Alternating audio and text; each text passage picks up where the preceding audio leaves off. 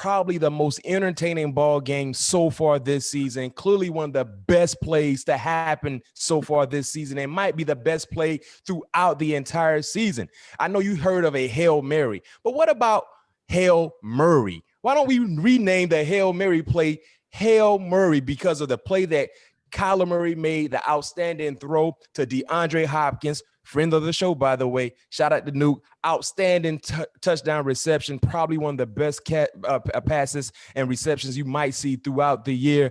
Pat, you were a part of that ball game from start to finish. What was going through your mind on that last drive, the sequences of plays that we saw as fans, as viewers, but you were involved on the sideline? What was going through your mind watching that last touchdown drive by your quarterback and your wide receiver? It was fun to watch because, as when those situations come up, you practice those scenarios all the time, and you never know when it's gonna when it's gonna show up.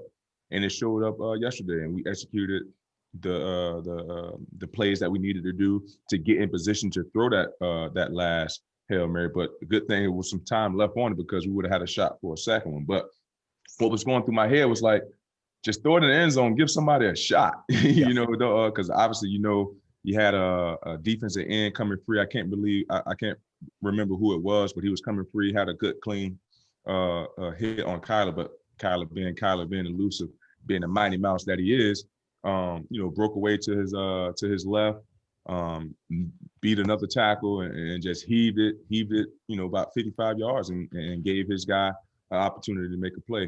And when he came down with it, my initial thought was, did he really just do that?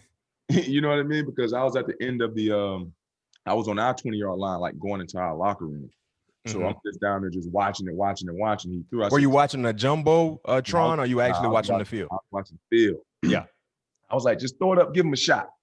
And I'd be doggone, he gave him a shot, and he came down with that, like you said, probably going to be one of the biggest catches of this 2020 season. So, we got to make the best of it. When you win games like that, you have to make sure that you relish those moments and make sure that, you make the best of that opportunity, because we could have lost that game. We could have been easily sitting at 5-4 versus 6-3 with a 3-way tie lead in the division. So we know it's going to come down to the wire. That was a game that we definitely needed, and we got a big one coming up here Thursday against Seattle. Yeah. Did you have any doubt in your mind based on the time that was left on the clock when your offense received the ball and knowing they need to score a touchdown, not a field goal? Did you have any doubt in your mind Crazy thing about what could happen? Not at all. Drive.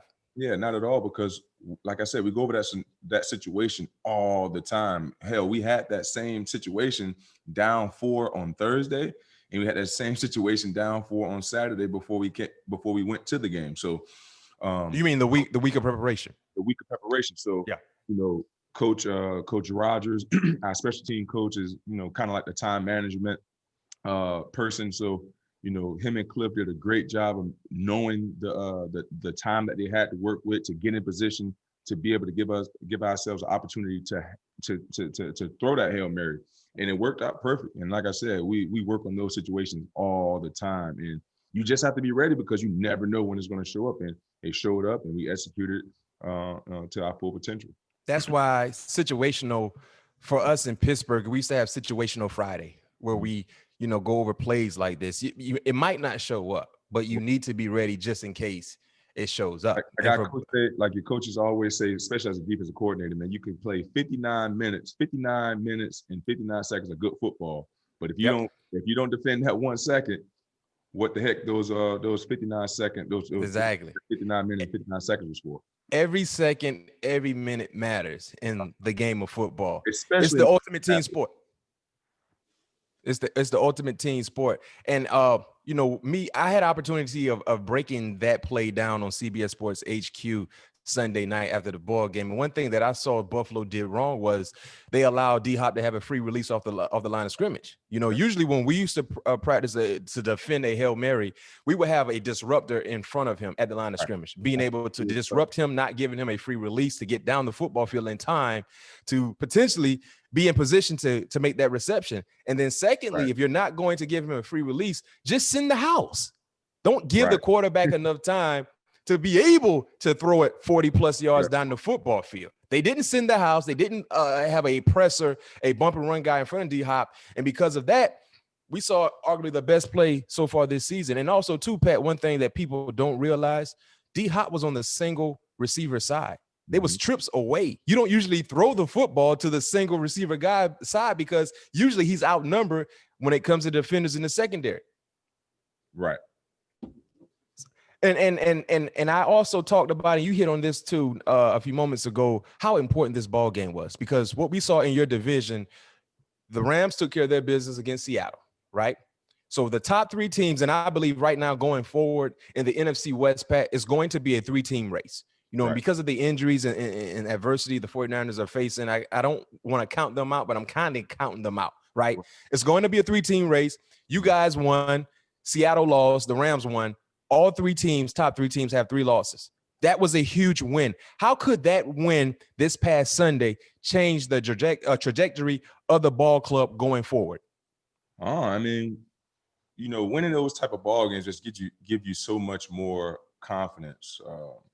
You believe a little bit more, you know, because you had opportunity to go through those situations, win those close ball games. And honestly, winning close ball games, I believe, help the team chemistry, because when you win close ball games, everybody has to be on the same page. Everybody has to know what they're doing. Everybody have to make sure they're honed in on their assignment. So when you win games like that, I believe it brings the team closer. You know, it gives you that belief that you can win any game. You know, we was down 10 with 5 minutes to go in the third quarter. Kyler ended up scoring. They came right back. I got the interceptions to put us up 3. And then it came down to the last 5 minutes of the game. Buffalo went down and scored. And then, you know, the rest is history, what our offense was able to do. But when you win those type of games, man, it's hard to explain, but it definitely does something special to your team.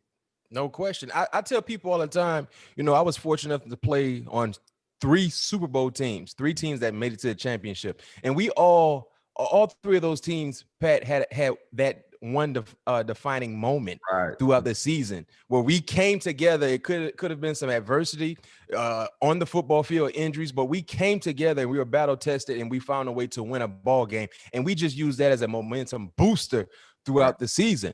And this could be that one defining moment for the Arizona Cardinals. When you look at the entire season, the standings, and how well you guys are playing and how you had to fight through adversity, this could be something to circle and monitor throughout the course of the season.